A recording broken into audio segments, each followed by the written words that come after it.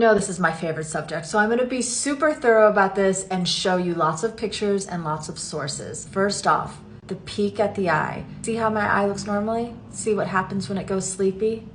The peak. Here's Whitey Snyder with Marilyn. Whitey was Marilyn's makeup artist, and here's what he said about her eyeliner. So he mentions how he would outline her eyes clearly, but he would make a peak right above the pupil, around 3/6 of an inch. Obviously, you can pause to read a few examples of what that would look like. A little closer up, just so you can see that sort of peak right above the pupil. He also talks about how he would start the lashes from that peak, and he mentions how he would shade under the eye. This would create a shadow of the lashes. As for the color of the pencil, light brown, dark brown, black were all sold at auction. I'm gonna go in with the dark brown. Following what Whitey said, I'm gonna go directly above the pupil and make a line. Define that a bit more, but that is going to be your highest point. Just going to line a very thin line up to that point. And he says from there, that's where he would swing it out.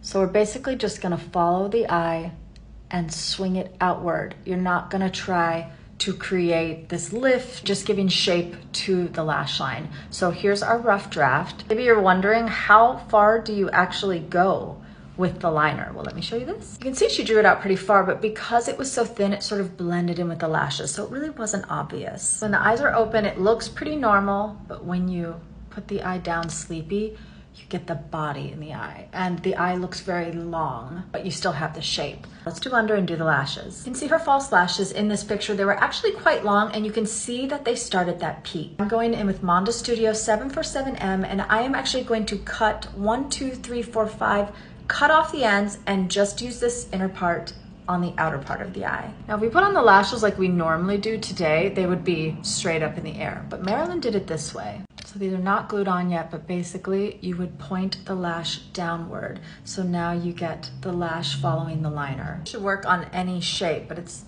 pretty fascinating that when you do that sleepy effect, you really do get that Marilyn Monroe eye.